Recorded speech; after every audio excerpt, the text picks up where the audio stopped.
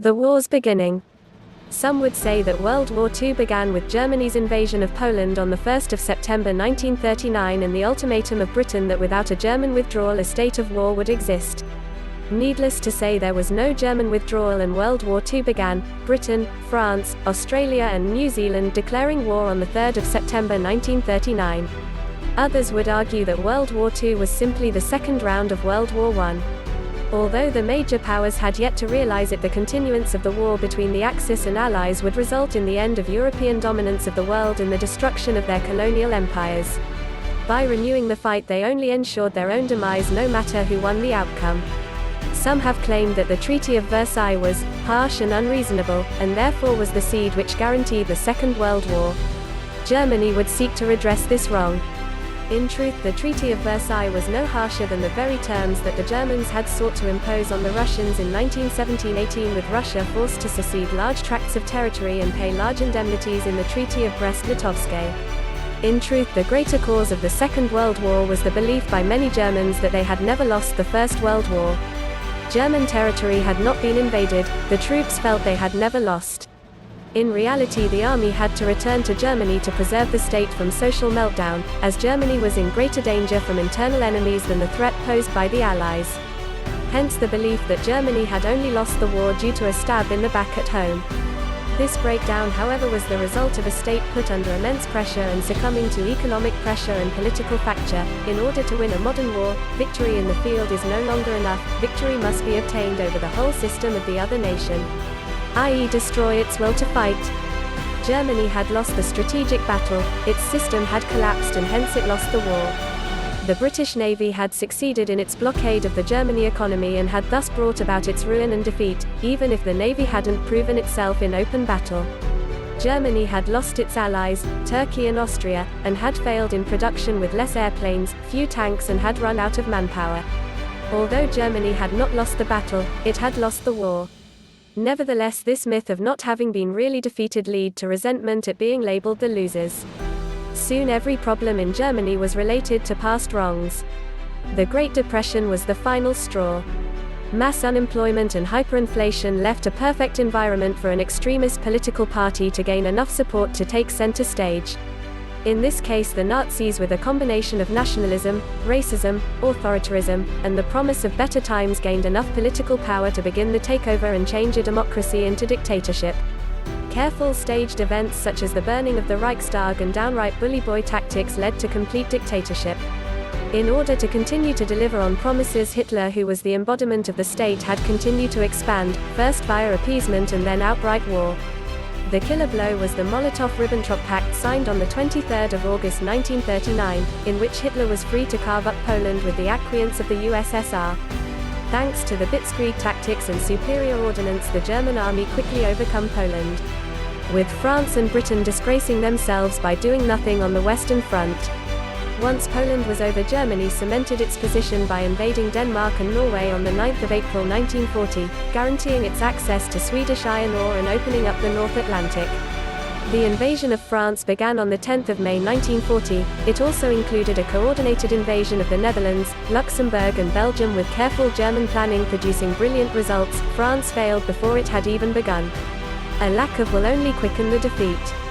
The beginning of Germany's ultimate defeat, though, had already been sown with the failure to destroy the British at Dunkirk, which began to evacuate on the 26th of May 1940, and by failing to seize the French Navy. This, combined with oppressive occupations, produced stiffening resolve. Victory had gained Italy as a partner, but it was to prove a fatal marriage, with Italy being more of a hindrance than a help. However, for now the Third Reich rejoiced at France's demise, and the French signed the armistice on the 22nd of June 1940. In less than 2 months since beginning its offensive, Germany had defeated all its enemies bar the British Empire. Turning east. It has become clear from historical records that Germany did not have the capability to invade Britain, nor did Hitler have the patience to take the time necessary to allow his current superior position to pay dividends, to secure the situation and to build up the necessary naval superiority and required landing craft to invade Britain, nor build the heavy bombers required to seriously bomb Britain into oblivion. This lack of patience and overconfidence from what had already been achieved led to the fateful decision to turn east and invade Russia. This plan was further doomed by the unnecessary invasion of Yugoslavia and Greece on 6 April 1941, brought about by Italy's failure and Germany's rescue to later be repeated in North Africa. The delay to Operation Barbarossa would be costly. Operation Barbarossa began on the 22nd of June 1941. 3 German army groups, an Axis force of over 4 million men lay in wait to invade Russia, and Comrade Stalin was asleep at the wheel, having ignored British intelligence about Hitler's invasion plans.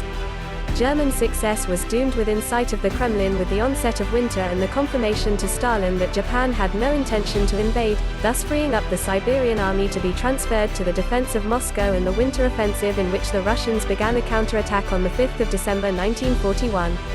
The unprepared German army froze to death.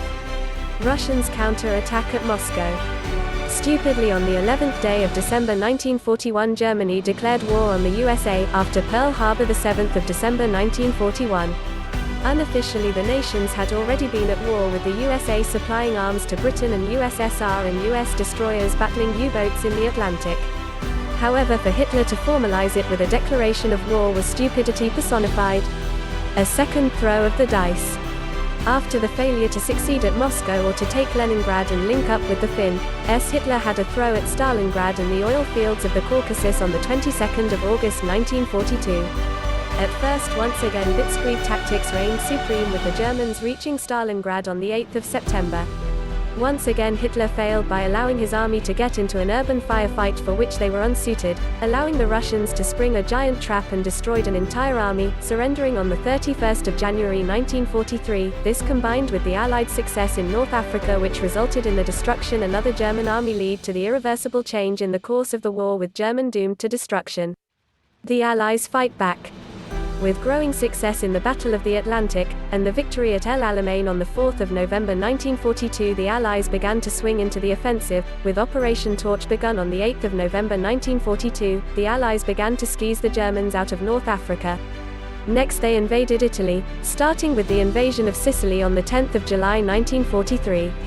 They continued onto the boot of Italy, however this proved to be a costly exercise due to terrain favoring the defender, Rome not being liberated until 4 June 1944. The real endgame began with the invasion of Normandy on 6 June 1944, D-Day. With the success of the invasion and breakout of the Bocage. Success at the Falaise Pocket and Kursk confirmed Germany's fates. The endgame. Despite Hitler's gamble at the Battle of the Bulge, December 1944, the end was already on the way, with the Allies laying waste to Germany from the air and the Russians laying waste with massed artillery and troops. The destruction of Berlin and the death of Hitler, the 30th of April 1945, confirmed to the die-hards it was over, VE Day being the 8th of May, the Germans having surrendered the day before. Why Germany lost the war? It failed the diplomatic battle. It failed to convince Spain, another fascist nation, to join in the cause. It failed to turn occupied countries into allies. It failed to have a unified plan with its allies. Imagine if Japan had been convinced to invade Russia instead of bombing Pearl Harbor. Imagine if the USA had been encouraged to stay out of the war for another year. In other words, Germany failed to win hearts and minds, by the oppressive actions of the SS and others in Poland and Russia, instead of winning over many who would have gladly joined in the overthrow of Stalinism and helped guarantee German victory. Nazism, with its German nationalist roots and outright racism, just didn't offer anything to non-Germans. It failed the technological battle. Although Germany produced new amazing technological advances in rockets and the like, it either failed to produce the really important technology early enough, i.e. radar, nuclear weapons, or failed to recognize and exploit to their full potential advances that really made a difference, i.e. jet power. It failed to adopt total war. Until late in the war, when Albert Speer took over the economy, Germany hadn't fully exploited available resources. The Nazi philosophy regarding women had prevented full labor and military use. Whilst the Russians had no such qualms with females even serving in active front-line units. In slaughtering the Jews and others deemed unwanted, the Nazis wasted valuable military resources and valuable human resources which could have been applied in more useful purposes. Germany relied on slave labor to make up the gap, whilst Britain and the USA had an army of willing laborers in Rosie the Riveter. German further wasted resources in futile projects such as the Atlantic Wall, which didn't even succeed in stopping the Allies for one day, and anti-aircraft guns which absorbed thousands of guns would have been more useful on the front as anti-tank batteries and the men in manpower it took to operate them. It also diverted resources to unnecessary battles such as Greece and North Africa. It believed its own propaganda and thus made fatal mistakes. Some of these fatal mistakes included failing to realize that the Enigma machine had been compromised. The Nazis believed it was unbreakable, thus would not realize how intel was leaking. Further fatal mistakes including failing to succeed in the Intelligence War, apart a notable success in compromising the Dutch resistance. Most German intelligence activities paled into insignificance when compared to British intel. That's not to say British intel was perfect, but Churchill summed it up best with, "In war the truth is so precious it must be wrapped in a tissue of lies."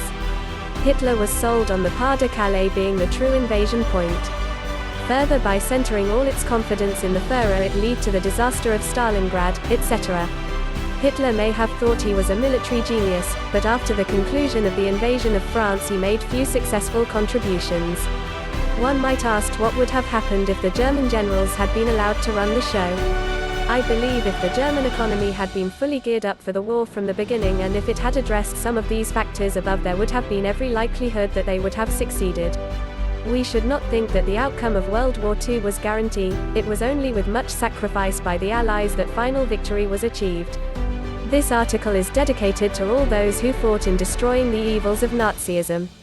In particular to my great-uncle Ivan Harris, who died on Wednesday the 22nd of July 1942 fighting in North Africa, fighting for New Zealand.